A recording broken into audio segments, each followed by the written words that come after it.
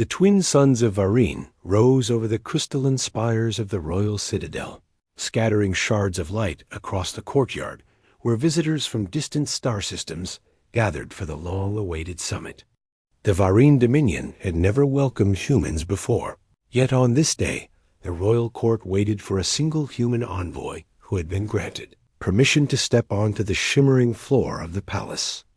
The invitation had stunned every noble in the Dominion, for humans were known across the galaxy as inventive, stubborn, unpredictable, and determined to survive even in the harshest corners of space. Many in the court believed that such traits made them dangerous. Others believed that these traits made them admirable. The one who stood most firmly in the latter view was Princess Leora, daughter of the High Monarch, known across Varine for her voice in favor of diplomacy. She waited near the balcony as the envoy approached the gates below Dot. The human envoy crossed the courtyard with calm strides. His name was Eren, a man with steady eyes, a disciplined posture, and a reputation for fearless missions that stretched across several star systems. He wore a modest dark uniform rather than any ceremonial robe, a choice that baffled many Varine nobles who held great affection for ceremony and glittering attire. Eren's modest appearance was deliberate. He wished to show respect by arriving without display or arrogance. The guards who escorted him kept a watchful eye, unsure if this quiet man was truly the one rumored to have survived disasters that crushed entire crews in the void. Princess Liara leaned forward. Something in Eren's steps captured her curiosity. He carried no advanced armor, no visible weapon, and no shimmering device that so many other species relied upon. He carried only a small translator band on his wrist and a sealed case that held the treaty drafts.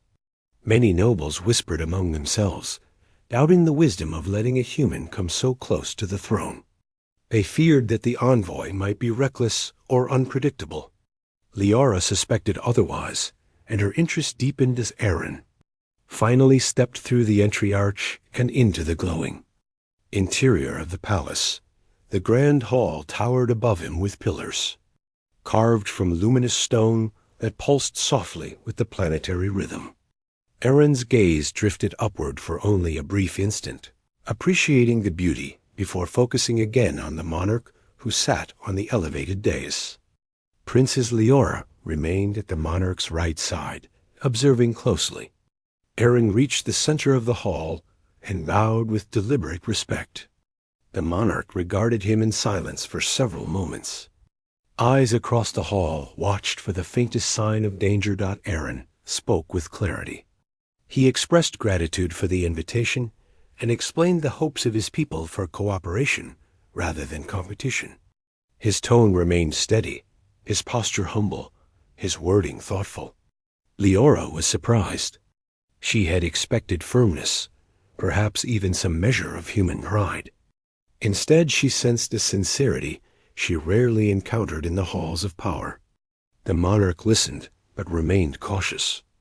The Dominion had suffered incursions from rival species in past cycles, and the scars of betrayal were slow to fade. When the first part of the meeting ended, Eren was escorted to the guest chambers where he would remain during the summit.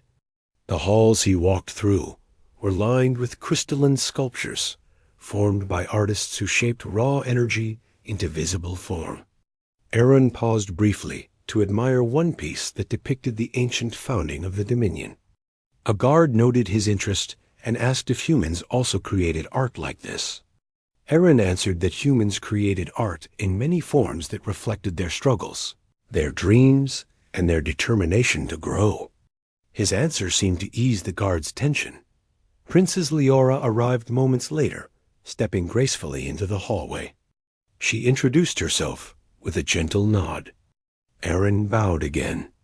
She asked if he found the palace overwhelming. Eren admitted it was the most beautiful structure he had ever set foot in. She noticed the sincerity in his voice. Few visitors from other worlds spoke so humbly. She asked what he hoped to gain from the alliance. Eren responded that humans sought not dominion, but mutual progress. He spoke of trade routes, shared scientific ventures, and the avoidance of unnecessary conflict. Leora listened with growing respect.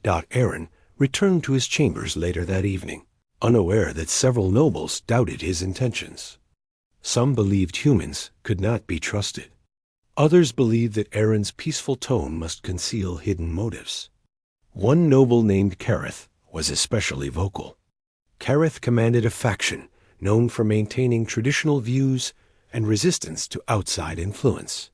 He believed the arrival of a human envoy threatened the stability of the Dominion. He insisted that humans, with their unpredictable nature, should be kept at a distance. He took it upon himself to test Aaron's resolve. The next morning, Aaron was escorted to the observation deck of the palace, where the second round of negotiations would begin. The deck overlooked a vast canyon of shimmering blue stone. Princess Leora joined him. As they waited for the monarch, she asked about his home planet. Aaron described its oceans, its forests, its storms that shaped landscapes over centuries.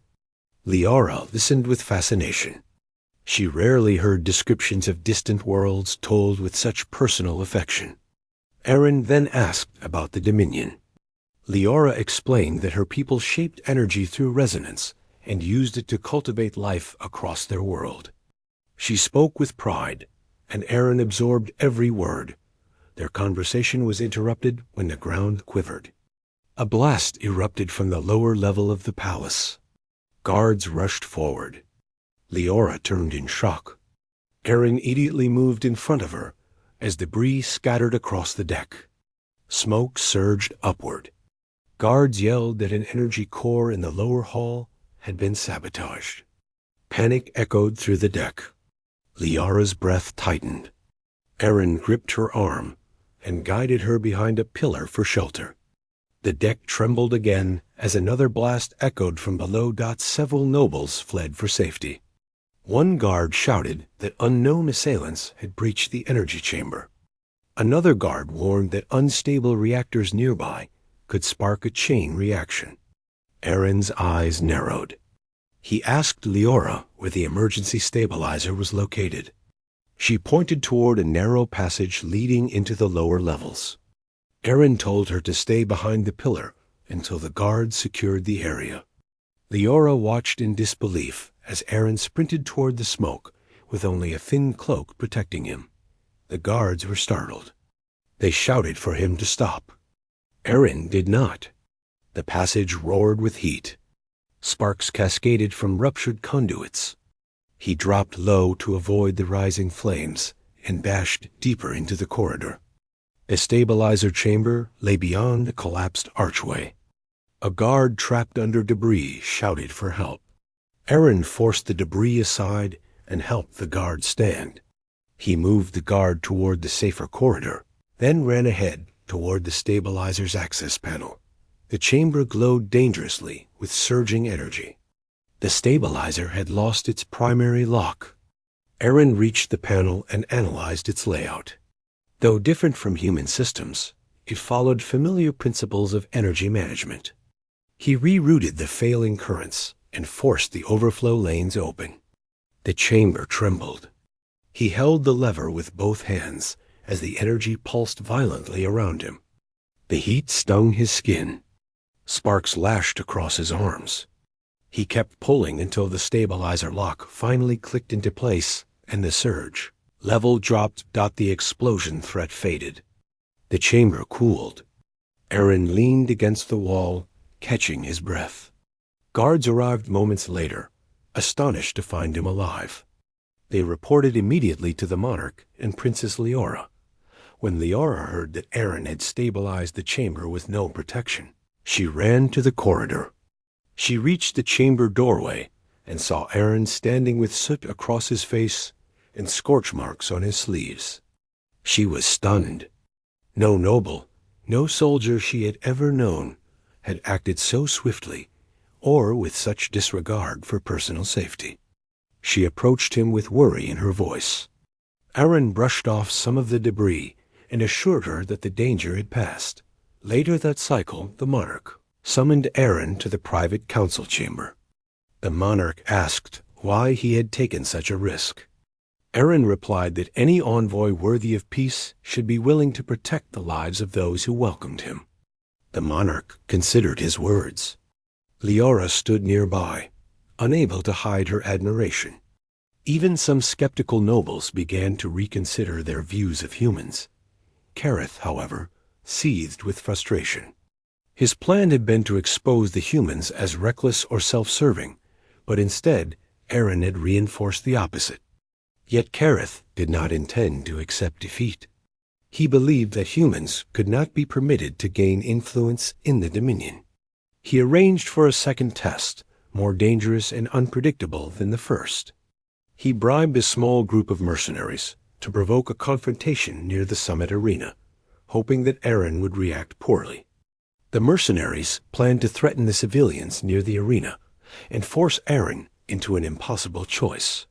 He would either appear cowardly by fleeing or appear violent by fighting. Kareth believed either outcome would turn the court against him. On the day of the summit, the arena filled with diplomats and nobles awaiting the final speech from the human envoy.